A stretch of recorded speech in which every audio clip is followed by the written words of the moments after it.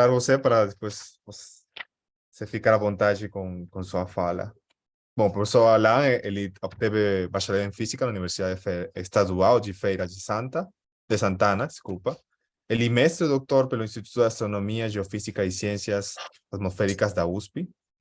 Ele realizou vários estágios durante o doutorado, tanto no Chile, Estados Unidos, Austrália, assim como também foi pesquisador visitante no Portugal, na Alemanha, e teve pós-doutorados no Chile e Austrália também. Então, ele percorreu bastante o mundo. Atualmente, professor adjunto no Instituto de Física da Universidade Federal do Rio Grande do Sul e está envolto com atividades de ensino, pesquisa, extensão, divulgação científica e demais. Bom, também é membro da União Astronômica Internacional, Sociedade Brasileira para o Progresso da Ciência, Sociedade Astronômica Brasileira, Sociedade Brasileira de Física, Associação Brasileira de Pesquisadores Negros-Negras, e foi eleito no 2014 como membro correspondente da Academia de Ciências da Bahia. Ele está envolto em alguns outros projetos e coordenador de muitas coisas, mas eu já vou parar por aqui, senão vai demorar muito. Ele esteve na mesa redonda de ontem, a mesa redonda pegou fogo, e, bom, acredito que também o debate vai pegar fogo hoje, que ele vai nos falar umas coisas muito interessantes sobre questões étnico-raciais e a participação dos homens em estes tipos de espaços. Muito obrigado, professor Alan, e, bom, pode ir, o palco é seu. Bom, boa tarde a todos e todas. Quero agradecer ao Davi pela apresentação e, antes que eu me esqueça, também agradecer a Carla e a Thaís pelo convite em participar desse evento incrível.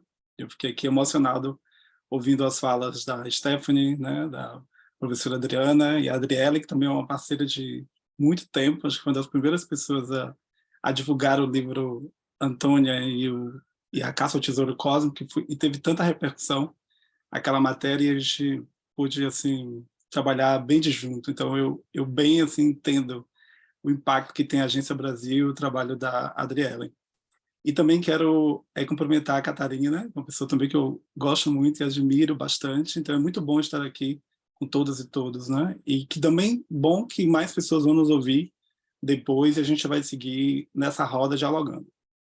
Então eu quero continuar a conversa de ontem, né? Então eu vou trazer aqui algumas questões que têm me inquietado sobre as questões étnico-raciais e de gênero, mas pensando sobretudo o silêncio dos homens, né? Eu quero dialogar um pouco com os homens e trazer os homens para essa discussão. E sempre a gente começa a partir desse grande paradigma, né? Que é conhecido de todos nós. Eu acho que o fato da gente ter nas ciências, principalmente nas ciências exatas, né, uma perspectiva racializada, a gente tem uma questão identitária muito marcada nas ciências, e sobretudo nas ciências físicas. Eu acho que ontem eu falei um pouco sobre o negacionismo, né? Eu acho que a gente sempre tira de nós a perspectiva identitária. A gente sempre coloca as questões identitárias para o outro negro, para a outra mulher, para a outra pessoa trans, quando, na verdade, essa ciência que a gente gosta tanto e que a gente faz, né, e que a gente se alegra muitas vezes e outras vezes se entristece, ela é completamente identitária, porque ela é composta, definida, sobretudo, né, a partir do pensamento do homem, né, um homem branco, um homem que se coloca na sociedade enquanto heterossexual, um homem cisgênero, homem bem-nascido, a diferentes lugares, né? Ou seja, perspectivas geográficas, e a gente também pode fazer aí discussões interessantes dentro da intersecção. Então, esse é o paradigma, e essa é uma questão identitária marcante, né? Então, a gente não pode perder de vista que essa ciência não é neutra, ela não é pura, ela não é ingênua, ela não é ahistórica. Então, para discutir questões étnico-raciais e de gênero, né, é muito importante que a gente lembre disso o tempo inteiro, porque também a gente vai precisar colocar essa questão identitária numa perspectiva muito mais ampla, né, para a gente entender as estruturas e por que, por vezes, parece tão difícil a gente romper as barreiras, né, e essas estruturas. Então, esse sistema com C, né, porque essa ciência, esse ambiente científico, ele é sobretudo composto por pessoas que se autodeclaram cisgêneros, né, branco, masculino, heteronormativo, trazendo aí a questão, né, muito forte dos homens. Ele se vê como um sistema que é superior, universal, né, em prol da maioria dos homens e de uma minoria de mulheres. Então, eu acho que a nossa lógica aqui de tentar entender esse silêncio dos homens é a partir desse lugar. esse senso de superioridade e de universalidade que inclui certas pessoas. E essas discussões, né, e os pontos que eu quero trazer aqui para a gente poder dialogar logo em seguida, eles estão conectados às atividades, né, de ensino, de pesquisa, de extensão, a essa articulação da universidade, dos trabalhos que a gente tem desenvolvido aqui, em colaboração com outros professores, pesquisadores de outros institutos, com a educação básica, com os espaços, né, os territórios negros, quilombolas, indígenas. Então, essa relação, essas questões de gêneros passam, sobretudo, a partir desses lugares, né, e desses territórios, corpos, pensamentos. E é essa imagem que eu gosto muito, né, que também dá essa sensação para nós, que a gente, por vezes, quando a gente tem grandes questões para poder enfrentar, né, a gente precisa, às vezes a gente tem medo de atravessar, né, certos caminhos, mas eu acho que a mensagem principal é que a gente não deve ter medo. A gente tem que atravessar esses caminhos e a gente tem que estar aberto ao outro lado, né, a quem está do outro lado, e a gente precisa fazer esses esforços, né?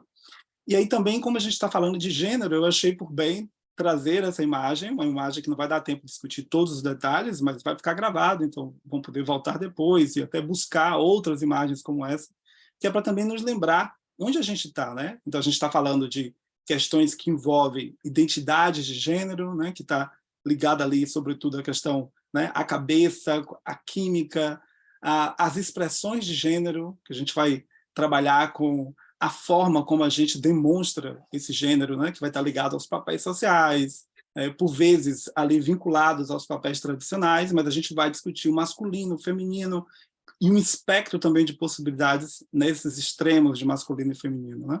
A gente fala de sexo biológico para falar especificamente do homem, então o homem com um pênis, a mulher com a vagina, intersex, aí, né, com essa duplicidade. A gente vai falar também de orientação sexual, diferentes orientações sexuais, também no espectro de possibilidades da norma heterossexual, as homossexualidades e aí bissexualidades, mas, sobretudo, quando a gente discutir essas questões de gênero, né, do que é homem, do que é mulher, de masculinidade, é muito importante que a gente lembre o tempo inteiro que essas palavras são dinâmicas, que elas variam também no espaço, no tempo, como a ciência, né? E ela também vai ganhando outros significados. Então, nada que a gente possa discutir hoje é estático e que não vai mudar e que também não tenha outros caminhos, interpretações e tensões possíveis. Então, o mais importante aqui para nós é a gente ir se apropriando mais e mais dessas nomenclaturas, entendendo o contexto histórico delas, né? Reconhecendo a existência de outras identidades que não se encaixam nessas categorias assim binárias, né? De homem, mulher, masculino, feminino, mas também que a gente compreenda a influência das normas, né? Dos papéis de gêneros, das diferentes orientações sexuais, porque isso vai nos ajudar a compreender essa multiplicidade de masculinidades que existem, né? Essa multiplicidade de mulheres, né? E aí eu acho que a gente avança cientificamente e não a partir de uma perspectiva negacionista, tentando menosprezar lutas que são históricas, que são tão importantes. Como referências para olharem depois, né, eu deixo aqui o livro do João Silvério Trevisan, A Crise do Masculino, e esse outro livro do JJ Bola, A Masculinidade Desmascarada. São dois livros que eu gosto muito, né? O João Silvério, ele é intenso, ele é profundo, então ele vai trazer uma perspectiva muito interessante sobre a crise do masculino. Então, são referências para vocês aprofundarem. Também trago aqui os livros que eu tenho trabalhado, livros de astrofísica mais no sentido da astrofísica básica, outros livros buscando diálogo com outras culturas, e em todos eles sempre a perspectiva de gênero, de raça, as questões históricas, filosóficas da ciência, que eu acho que são importantes para que a gente faça aquela recuperação histórica e aquela responsabilização contemporânea de um jeito muito mais interessante, né? Então, esses são alguns livros que eu tenho procurado escrever. Esse livro, Arte Antropológicas, ele está aberto, vocês podem olhar depois, e ali tem várias reflexões sobre essas questões de gênero, um diálogo intercultural com essa astronomia que para a gente é eurocentrada. Também alguns artigos que vocês podem ler depois, então esse artigo especificamente voltado para as questões de raça, de gênero na física e na astronomia, esse outro específico para discutir a questão do epistemicídio das epistemologias, feita em colaboração com a professora Catemari Rosa, que vocês também devem conhecer, que é uma colega nossa da física, uma mulher negra, professora da UFBA, e a Bárbara Carini. E nesse livro a gente também traz ali questões importantes para a gente entender por que a gente é atravessado da forma que a gente é atravessado, né? Muito ali referendado nas questões da episteme, né? De como a gente produz ciência racista, ciência sexista, né? A partir dessa ideia de que a gente precisa avançar. Esse outro artigo sobre cosmologias racializadas, que também é um artigo trazendo os processos políticos educativos na relação com a educação básica, e mais recentemente esse último artigo sobre a história da ciência numa outra perspectiva, ameríndia, americana. E aí, nessa discussão, o pensamento de Lélia Gonzalez, que é uma mulher, uma das grandes pensadoras do século XX e que a gente pouco conhece, e que traz tantas questões já de raça, de gênero, de classe, para a gente poder pensar um outro ambiente científico, né? Então, acho que esses artigos, esses livros, podem ajudar depois nas reflexões. Também reforçar que todas as ideias que eu vou trazer aqui e o que está escrito nos livros, nos artigos, tem sido baseado, sobretudo, a partir desses referenciais epistemológicos que eu estou mostrando para vocês, algumas e alguns deles e delas, né? A Fran Demétrio, uma mulher trans, uma pensadora que nos deixou recentemente, como parte dessa estatística, onde a expectativa média de vida de uma pessoa trans é de 35 anos no Brasil, né? Então, a Ailton Krenak, a Abdias Nascimento, Nilma Lindo Gomes, o Nego Bispo, essas pessoas elas têm feito grandes contribuições para a gente entender a complexidade da discussão racial, de gênero no Brasil, sobretudo quando a gente foge um pouco, né, das normas, dessa norma cis, branca, cis normativa. E a última sugestão, O Silêncio dos Homens, que é um documentário muito potente, que está disponível no YouTube, foi daí que eu tirei O Silêncio dos Homens como subtítulo do seminário, né, como provocativo, só que no documentário há uma perspectiva para esse silêncio dos homens, e aqui eu quero trazer uma outra perspectiva. Então, no documentário, a gente vai trabalhar com elementos dessa masculinidade que vai nos fazer pensar o que significa, por exemplo, o artigo 5º da Constituição Federal de 1988, que nos diz que todos nós somos iguais perante a lei, sem distinção de qualquer natureza. Então, homens e mulheres são iguais em direitos e obrigações, né? A Constituição Federal também garante que pessoas quilombolas, pessoas indígenas são sujeitos políticos de direitos, né? Desde 1988, mas essas pessoas não nasceram em 1988, né? Então a gente precisa também pensar a partir desse lugar e o que significa igualdade a partir do que está escrito lá na Constituição Federal e a partir das nossas realidades, né? Então a gente sabe que a gente vive num país racista, um país que é misógino, né? Muitas das mulheres mortas, 70% pelo menos das mulheres mortas, são mortas pelos maridos, pelos namorados, né? Pelas pessoas próximas. Muitas meninas que são estupradas no Brasil, também esses estupros acontecem, sobretudo, num ambiente familiar. A gente vive num país LGBTQIA+, fóbico, onde as pessoas LGBTQIA+, são mortas por ser quem são. Então, a gente não pode perder isso de vista. Quando a gente vai pensar as questões de raça, de gênero, de classe, na física, na astronomia, no nosso universo particular, a gente não pode perder esse grande paradigma, né? A gente vive num país classista, um país desigual, e, obviamente, que todas essas violências estruturantes da nossa realidade, né? Da educação básica, da universidade, dos espaços científicos, dos nossos espaços sociais, culturais, eles são, sobretudo, perpetrados a partir dessa lógica de que há homens por trás dessas estruturas que matam e também se matam, né? Então, ontem, quando eu trouxe, né, esse dado de que os homens eles são protagonistas das violências de gênero, né, exatamente porque há aí uma articulação de lugares de privilégios, isso traz uma responsabilidade maior para os homens, no sentido de se pensar como categoria gênero. Quando a gente fala de gênero, quase sempre a gente vai falar para homens não normativos, né? Homens homossexuais, homens trans, a gente vai falar para as mulheres, e os homens, sobretudo os homens normativos, fogem dessa discussão. Mas a gente não pode perder de vista que todas essas estruturas mortíferas sejam elas materiais, físicas ou simbólicas, elas têm como protagonistas os homens, né? Os homens estão matando e estão se matando. Então, o filme, por exemplo, o documentário O Silêncio dos Homens, os livros que eu mostrei antes e toda a discussão que a gente tem feito, ele vai trazer essas características que são importantes, né? Que estão atreladas a esse jeito de ser homem. Competição, agressividade, virilidade, essa questão de ser um macho alfa, essa transferência de uma inteligência superior, né? O fato de que homens não podem chorar, fraqueza, vulnerabilidade que não é colocada, que não é dita, há uma incapacidade de comunicação, altas taxas de suicídio entre os homens, né? O medo sempre presente de não ser competente. Os homens interrompem, falam o tempo todo.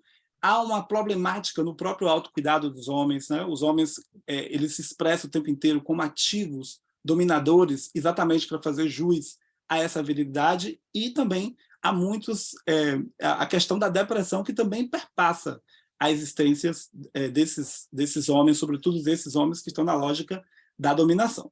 E tudo isso, todas essas questões vivenciadas em silêncio, elas trazem violências. Então, essas violências é que vai explicar esses quadros estruturantes que vão repercutir nas nossas relações sociais, nos laboratórios de física, nas salas de aula, nas nossas relações do dia a dia, né? nesse nosso jeito de ser e de viver. Então, o silêncio dos homens, emprestado do documentário, nesse sentido, de que os homens precisam se entender, precisam dar conta dos seus sentimentos, mas também aqui eu quero trazer o silêncio dos homens, quando a gente pensa as questões étnico-raciais e de gênero, no sentido desse silêncio, na verdade, ser responsável também pela máscara do silenciamento.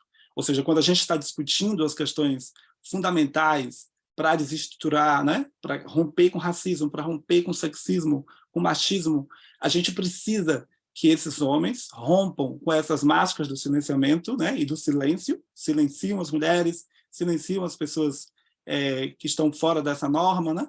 Então a gente precisa desses homens atuantes. Ontem a gente discutiu muito, né? O que eu posso fazer, como é que eu devo me mover, como é que eu posso fazer para modificar essa situação. Então romper essa máscara do silenciamento simbólica, a partir do que nos traz, por exemplo, a Grada Quilomba, nesse livro Memória de Plantação, tem muito a ver com isso. Não só se dar conta de que silencia o tempo inteiro, mas o que eu posso fazer para romper essa máscara do silenciamento e ouvir e agir, né? Eu acho que essa é a grande questão. Também nessas relações, entender que masculinidade, feminismos, né? Branquitude, negritude, tudo isso se dá muito nas relações. Eu acho que esse é um ponto fundamental que a gente precisa aprofundar mais e mais, né? A gente está falando de uma educação para as relações étnico-raciais. Não há branquitude, né? Sem negritude, sem um conceito de branquitude, a gente não tem como trabalhar a negritude, porque a negritude ela é criada a partir da branquitude, né? Quando as mulheres se juntam coletivamente, historicamente, né, no que a gente chama de feminismos, tem uma razão de ser, né? Tem aí um sentido de que elas precisam vencer um sistema de opressão que é novamente protagonizado por homens. Então a gente vai pensar a masculinidade dialogando o tempo inteiro com o que significa os feminismos, né? Então nós temos nesse rompimento do silêncio dos homens para pensar a desarticulação dessas estruturas, nós temos uma distopia, né, que eu já trouxe aqui. Os homens como protagonistas das violências materiais e simbólicas contra as mulheres. E aí, nesse caso, quando a gente pensa o que a gente pode fazer para mudar tudo isso, individualmente, institucionalmente ou estruturalmente, não se trata apenas da gente se pensar aliado das mulheres na luta feminista, né? Mas, de novo, como é que eu viajo subjetivamente, na minha individualidade, para transformar esse masculino que é violento e que vive em mim? Então, como é que eu posso romper tudo isso? Como é que eu posso me dar conta disso e construir uma outra perspectiva de masculinidade? Então, as mulheres não têm como nos ensinar. As mulheres não têm o dever nem o papel de nos ensinar sobre como proceder.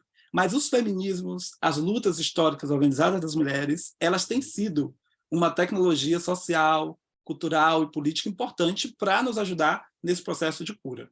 Então, a gente tem aí práticas de não dominação, eu preciso pensar sobre como eu lido, como é que eu entendo o que é respeito, o que é igualdade, o que é equidade, né? Eu tenho que me transpor para uma outra ética do cuidado, onde eu vou ter que o tempo inteiro fazer esse exercício de repensar o masculino, porque todos nós, né, homens, mulheres, estamos dentro dessas estruturas. Eu preciso também promover essas ações subversivas, muitas vezes no micromundo, nessa micropolítica, né, mas outras vezes de um jeito muito mais global, para reconfigurar o que a gente chama de patriarcados, no plural, né, os patriarcados, porque também há as masculinidades. Então, como é que essa dominação masculina ela pode ser reconfigurada? E aí a gente vai, o tempo inteiro, buscar as perspectivas relacionais, ou seja, como é que a gente desestrutura tudo isso para poder coabitar. Eu não preciso exterminar as mulheres do ambiente científico para me sentir superior, para me sentir mais capaz, né? Eu não preciso exterminar as pessoas negras para que esse ambiente acadêmico, universitário, científico, seja somente um espaço da branquitude ou das pessoas brancas, né? Então, a gente tem aí um confronto.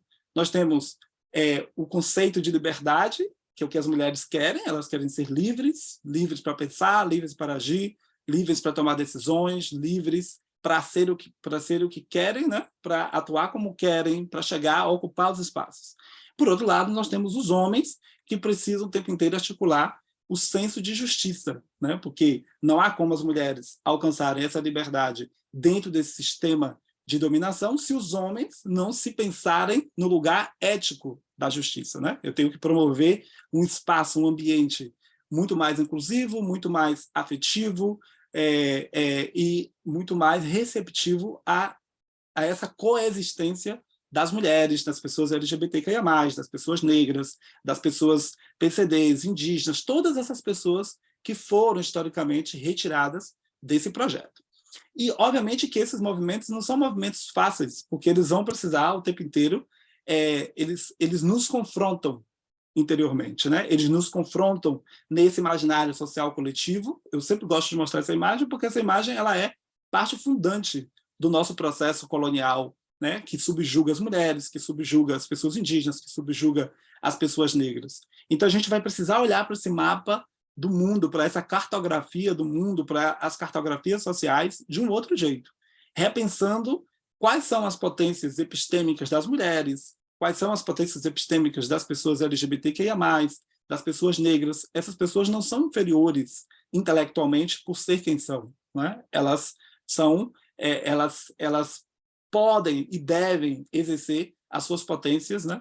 E, obviamente, que esse universo científico, esse ambiente científico vai ser muito mais interessante para todas e todos nós. Então, há uma questão histórica, há um projeto de ciência, há um projeto de modernidade que foi alicerçado a partir dessa base. Então, não dá para a gente pensar as estratégias localizadas sem ter em perspectiva essas estruturas, porque, por vezes, a gente vai se cansar, a gente vai achar que não está fazendo o suficiente, né? Então, por isso também a importância de estarmos juntos, aquilombados e coletivos, que os homens criem os seus próprios coletivos para pensar as suas masculinidades, para poder exercitar os seus afetos, se entender nesse lugar protagonista de violência, né? E aí, todos os imaginários dessa ciência moderna e contemporânea a partir dessa estrutura. Eu também, para quem já viu Falas Minhas, né, eu sempre mostro essa imagem porque é sobre ela, né? Como a gente vai estruturando as relações entre continentes, entre pessoas, homens, mulheres, né? Povos, sempre nessa ideia de classificação. E uma ideia de classificação a partir de uma lógica binária, moderna, contemporânea, que está lá muito baseada nesse projeto colonizador que não acabou, não terminou, né? Quando o Brasil ganha, por exemplo, a independência, né? Não acabou anos atrás, segue até hoje, e é isso que a gente está discutindo aqui. Então, entender esses sistemas, né? Esse silenciamento dos homens, sobretudo, né? De como é que o sistema colonial, o sistema capitalista, o sistema patriarcal, os sistemas, como é que eles se articulam para poder estabelecer os marcadores, a dinâmica dos marcadores sociais da diferença, as questões éticas, raciais, de classe, de gênero, de origem geográfica, de sotaque, né, de enfim, de sexualidade, identidade de gênero. Então, todos esses marcadores, eles estão muito conectados com esses sistemas globais. E é a partir deles que a gente vai construindo feminismos, masculinidades, branquitude, negritude. E aí nós temos vários autores, ali eu coloco alguns dos autores, que têm me ajudado a pensar, e eu convido vocês que conhecem esses autores, né? O Membe, a Cida Bento. Cida Bento é uma grande pesquisadora negra que traz o conceito que eu trouxe ontem para vocês do pacto narcísico da branquitude, né? A Connell, que traz toda a discussão de masculinidade, Frantz Fanon, que incrível, traz toda a questão das subjetividades. Como é que a gente pode lidar com a subjetividade quando a gente pensa a linguagem, as relações com as mulheres com os homens, né? Paul Preciado, também que traz todo um contexto epistemológico na perspectiva transgênera para nos ajudar a sair das casinhas. Então, a gente vai precisar desse aprofundamento, dessa leitura, e a gente precisa correr atrás. Né? Cada um individualmente precisa correr atrás. Os homens precisam entender o que é o feminismo, o que é masculinidade. As pessoas cis precisam entender o que as mulheres trans, os homens trans, as pessoas não binárias estão discutindo e estão propondo epistemologicamente. Isso é romper com o silêncio. O que não dá é para a gente seguir como se nada tivesse acontecendo, um silêncio ensurdecedor. A gente entra na sala de aula, não há diversidade. Entra nas universidades, não tem diversidade. Vai para a conferência na ciência, você olha para o lado, estatística de olhar para o lado. Você não vê diversidade, você não vê mulheres ocupando lugares de poder, né? Você não vê pessoas negras tomando decisão, e todas as questões que já foram discutidas ao longo da semana, né? E que ontem também a gente trouxe na mesa.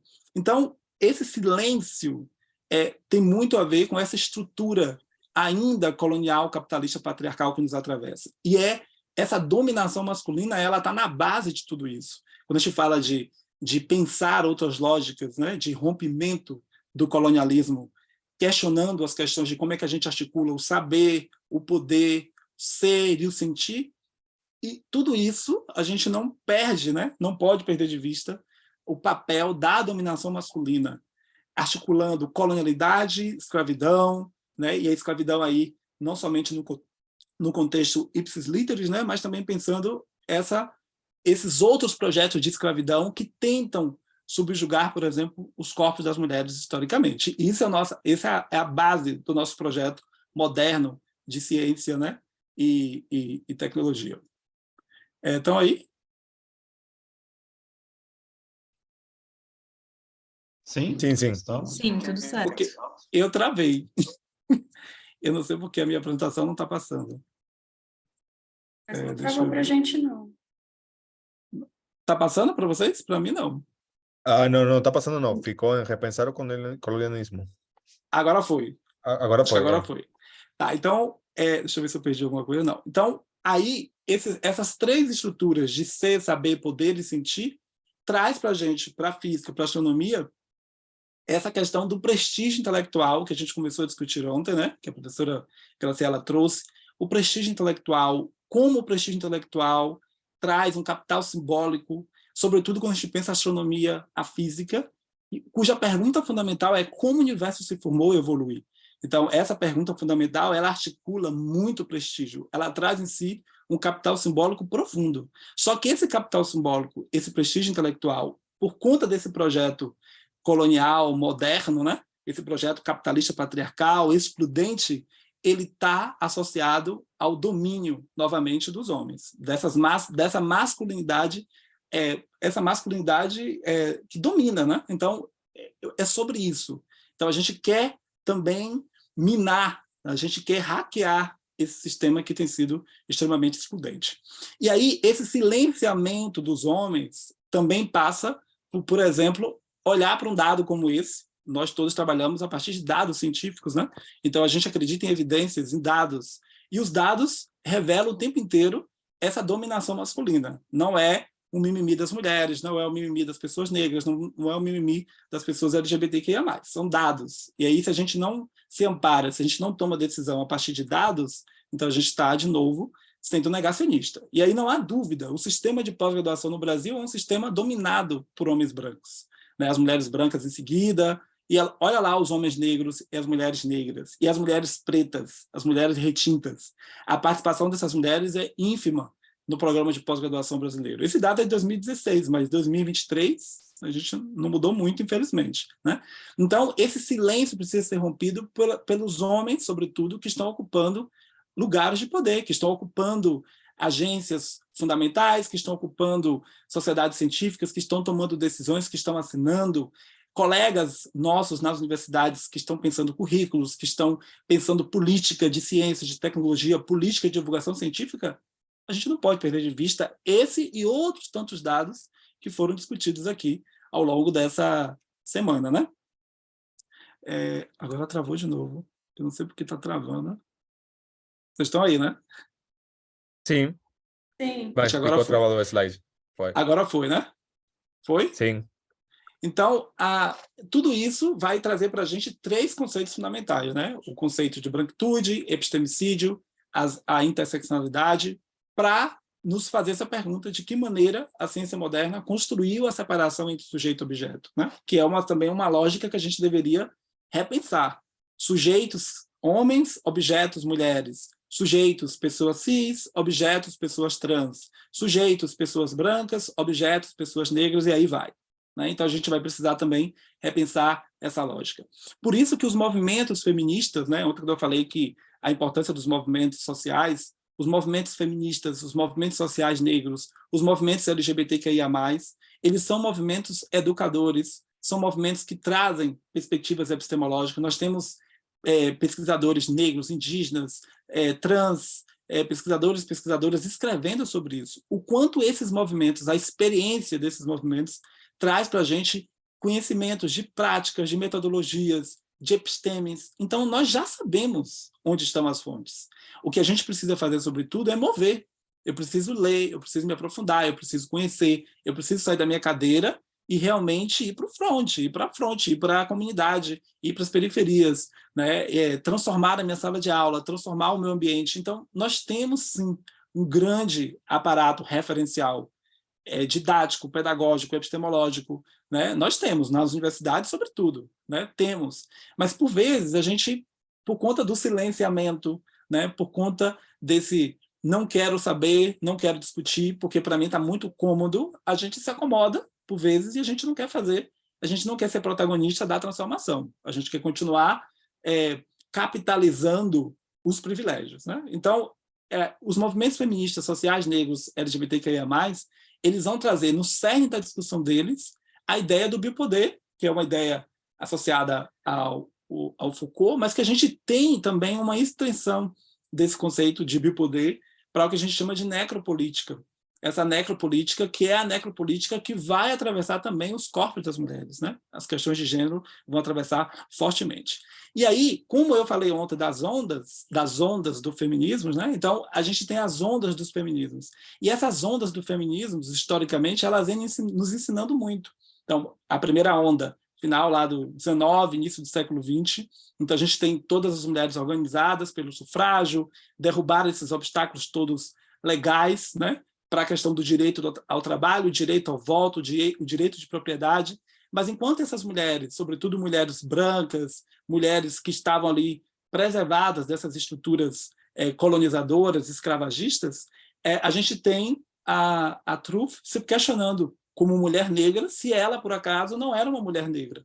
Não era uma mulher, né? Por ser negra, ela não era uma mulher porque ela já trabalhava. Ela já estava, o útero dela já era um útero sequestrado pelo sistema colonial, porque ela tinha que produzir homens e mulheres negras para servir de mão de obra para o capitalismo. E esse movimento feminista, essa primeira onda, para as ciências, ela traz, sobretudo, a subrepresentação das mulheres cientistas. Aqui essa imagem, que eu gosto muito, das mulheres computadoras de Harvard. Então, se a gente for estudar a história dessas mulheres, a gente vai ver o quanto essa primeira onda, as ideias da primeira onda feminista estão atreladas a esses movimentos das mulheres e as outras mulheres cientistas, né, que vão aparecer ali nesse momento.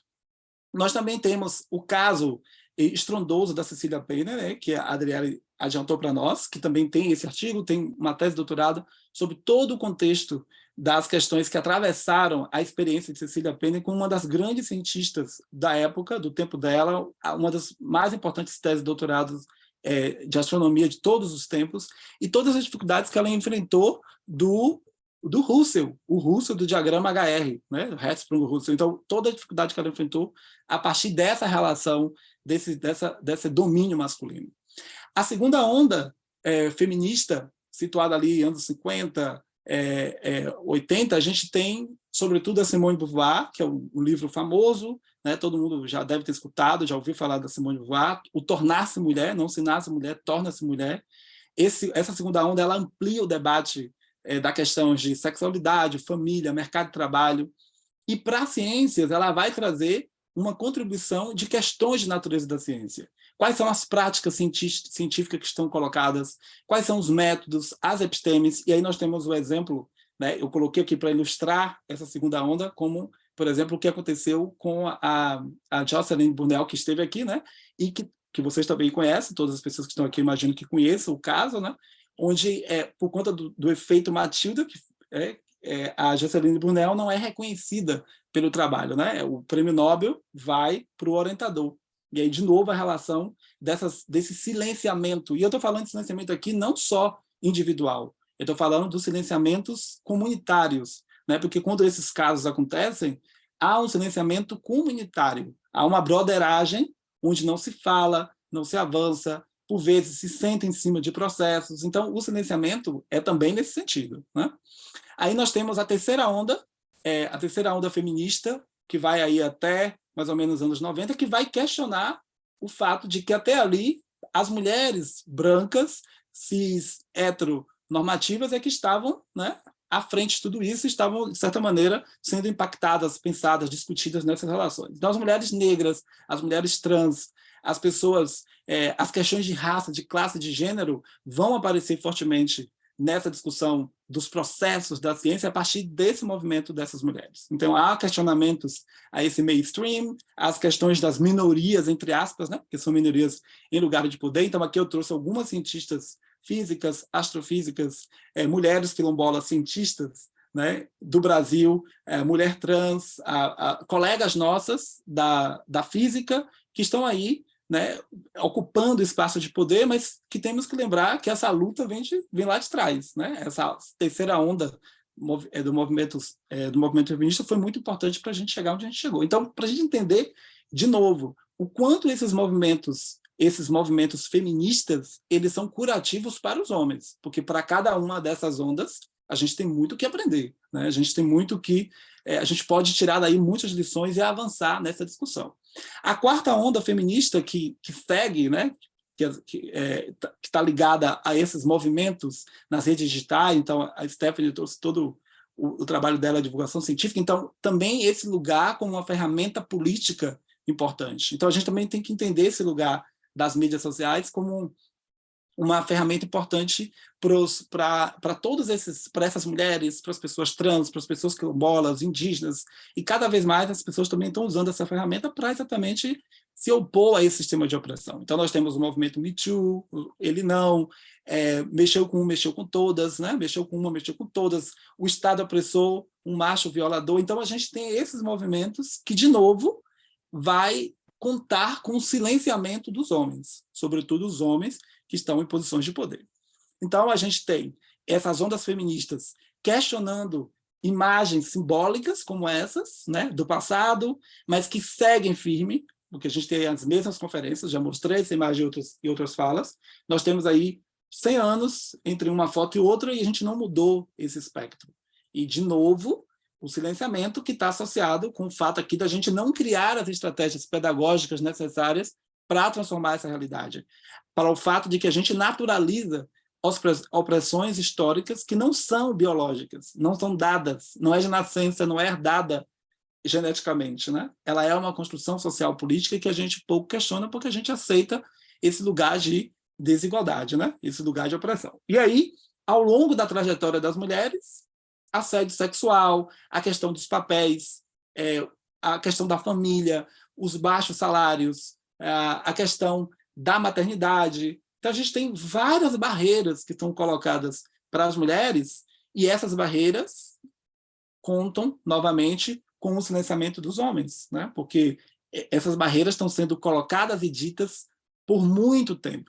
Lembrando, de novo, que as ondas feministas, como eu disse ontem, não são ondas, né? São tsunamis, elas não são estanques, não são paradinhas, primeira onda, segunda onda, terceira onda, quarta onda. Há uma suposição construtiva. Né? E essas ondas, essas questões, elas também vão se atravessando no tempo e no espaço.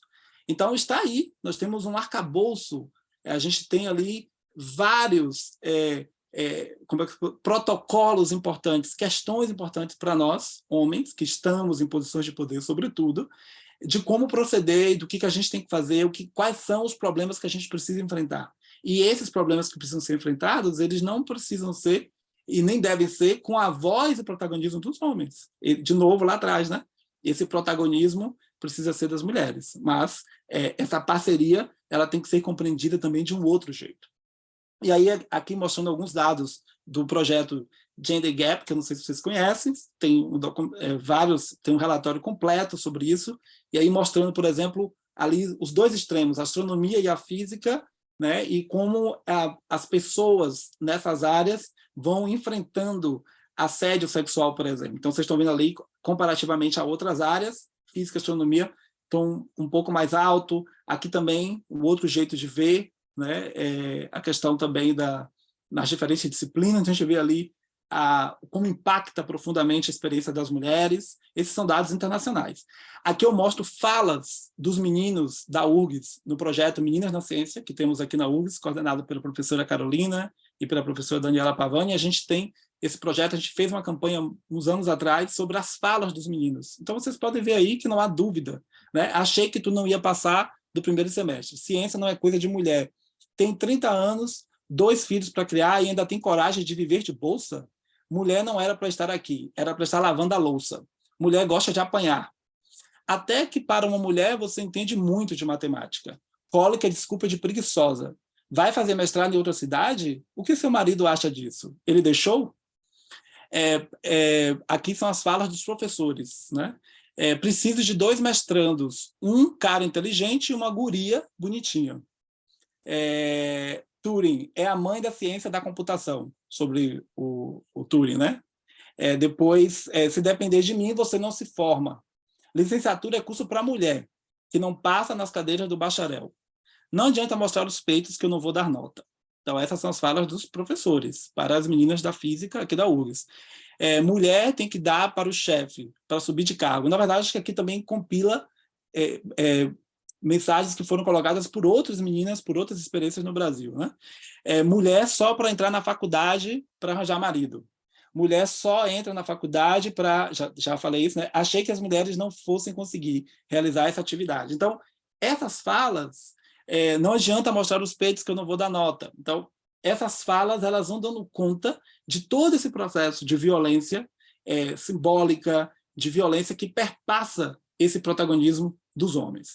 E aí também quero mostrar, já indo para o final, também quero mostrar aqui alguns exemplos, né, de situações complexas que a gente atravessou nos últimos anos na astronomia internacional. Eu não vou nem falar dos casos brasileiros, porque, de novo, por conta do silenciamento, muitos casos no Brasil são abafados. São abafados por colegas, são abafados pelas instituições, ninguém quer discutir isso, mas sempre numa relação desproporcional, né, de poder, porque é isso, né? Essa dominação, essas lógicas de opressão, elas estão calcadas numa assimetria hierárquica de poder. Então, a gente tem um caso, por exemplo, da Guinevere Kauffman, que vocês devem conhecer, uma das maiores astrofísicas, que teve aí, foi muito relatado aqui, nesse caso, nessa imagem que eu estou mostrando para vocês, um recorte da revista Nature, sobre casos de falas violentas contra alunos, mas a minha questão, e aí eu não quero aliviar, né? Não estou aqui aliviando, porque, para mim, qualquer questão de assédio, violências, agressões vindas de homens, de mulheres, não faz diferença. Mas a questão toda que eu sempre me questiono todos nós sabemos, porque corre a todas as bocas, né? E a gente sabe dessa experiência nossa do dia a dia, o quanto algumas instituições elas são muito opressoras e, sobretudo, marginalmente vinda dos homens. Porque há um silenciamento dos vários homens opressores, né? E quando a gente vai também avançar numa política enérgica, é uma mulher que também participa. E aí, de novo, eu não estou aliviando, só estou trazendo a reflexão de como essas lógicas elas também nos ajudam a pensar. Né? O caso de de assédio sexual, de pelo menos denúncias, né, envolvendo colegas nossos da astrofísica, casos mais específicos que houve punição, né? Então a gente tem aqui casos emblemáticos de assédio sexual, de assédio moral, né, de pessoas importantes, pessoas que trabalharam sempre numa lógica de modelo, né, de construção de pensamento científico, tecnológico, mas que tinha ali por trás uma lógica muito complexa de assédio, né, sexual moral. Aqui, nesse caso específico, você deve se lembrar, o departamento inteiro foi extinto, né? Então, a gente tem aí, nós temos casos, inclusive, onde teve punição severa, né? A gente tem outros casos onde as pessoas não são punidas, elas são promovidas, né? Então, no nosso jeitinho, isso acontece muito. Então, eu acho que é sobre isso. Então, para mim, o silêncio dos homens, quando eu trago ali esse subtítulo, é um pouco para a gente pensar em como a gente pode romper esse silêncio. Como é que a gente pode, de fato, falar quando tem que falar. Por vezes, quando a gente está, essas minorias nos espaços majoritários de poder, muitas vezes a gente é voto vencido. E a gente é silenciado porque a gente não tem ninguém para também amplificar a nossa voz, né? Então, eu acho que é sobre isso. Esse exercício ele precisa ser feito o tempo inteiro. Como é que eu posso deixar... Aí me perguntaram ontem, né, sobre estratégia. Acho que a estratégia primeira é essa. Como é que eu posso romper o meu silenciamento? Eu preciso defender, eu preciso me colocar. Eu não posso trabalhar a vida inteira com questões ético-raciais. Eu, pessoa branca, trabalho a vida inteira com questões ético-raciais, oriento trabalhos em gênero, por exemplo, mas na hora de defender ações afirmativas no programa de pós-graduação, eu me coloco contra e ainda digo que não vou apoiar uma política assim, porque, na minha perspectiva, é uma questão social, é uma questão de mérito, entende? Então, é sobre esse silenciamento que eu estou falando. E aí também, rapidamente, os dados da SBF que eu já mostrei em outras falas, só para mostrar o perfil rapidamente da Sociedade Brasileira de Física, que é uma sociedade ainda, né, a partir desses dados de 2019, é ainda pouco diversa. Então, a gente tem 61% das pessoas na SBF, as pessoas que responderam ao nosso questionário, que se declaram como brancas, 30% não brancas, temos 95% de pessoas que se autodeclaram cis, 2% pessoas trans, 88% pessoas hétero, 10% homo-bi. A gente tem ali o efeito tesoura que a gente vê para as questões de gênero, pensando mulheres, né, historicamente na literatura científica, mas quando a gente faz o recorte racial, a gente vê também que esse efeito acontece. As mulheres, os homens negros, por exemplo, são cortados desse ambiente, né? Temos aí muitas questões de discriminação e o quanto isso impacta, sobretudo, pessoas mulheres, né? Pessoas LGBTs, pessoas negras, o assédio sexual e o assédio moral como ainda questões fundamentais na nossa sociedade, né? Então, todas essas realidades que perpassam as estruturas, que perpassam a física, a astronomia, vão chegar para nós, por exemplo, quando a gente pensa as tecnologias, a construção, por exemplo, de mulheres de realidade virtual que vão sofrer toda a misoginia, que vão sofrer assédio sexual, que vão sofrer assédio moral. Temos tecnologias racializadas que também vão perpetuar o racismo. Então, essas estruturas, né, o racismo, o sexismo, passa por estruturas, passa por questões muito mais profundas e que, já realmente indo para o final, que traz para nós, no rompimento desse silenciamento, a questão da justiça ético-racial, a questão da justiça cognitiva, porque nós queremos mais mulheres, pessoas negras, LGBTQIA+, nesse espaço, uma justiça de gênero fundamental, a justiça de gênero, né? Pensando, a gente fala de justiça social distribuindo renda.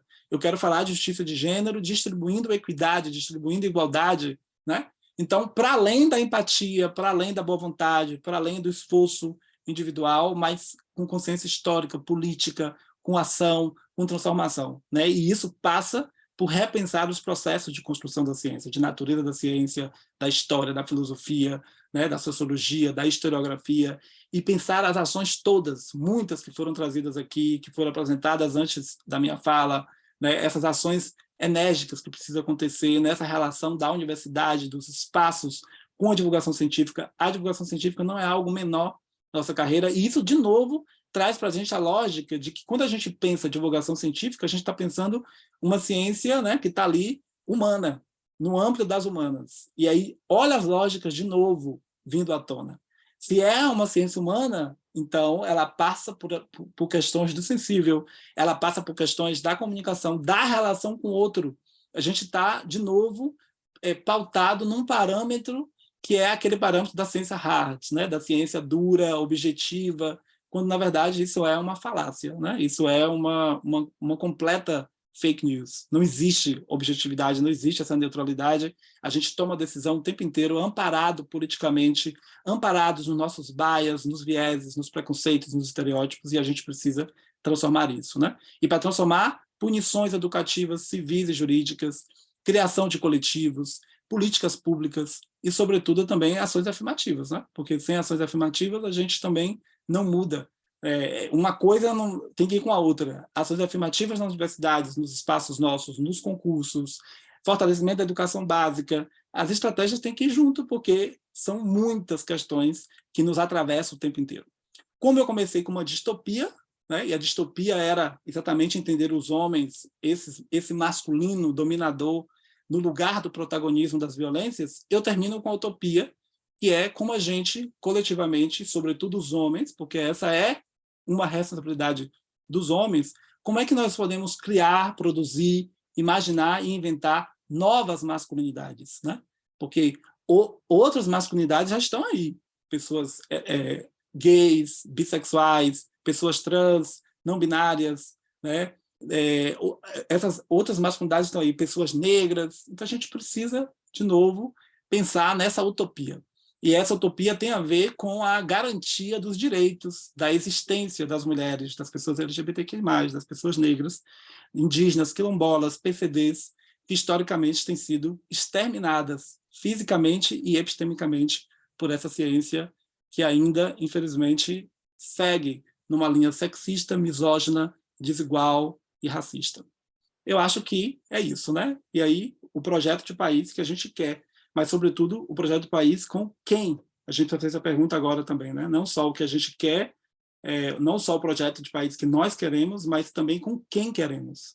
Vamos fazer somente um projeto de país com poucas e poucas pessoas, né? Com poucos homens, né? Então, esse projeto precisa ser muito mais inclusivo e diverso. Então, eu acho que é isso. Eu agradeço a escuta e aberto ao diálogo. Muito obrigado, professor Alan, pela fala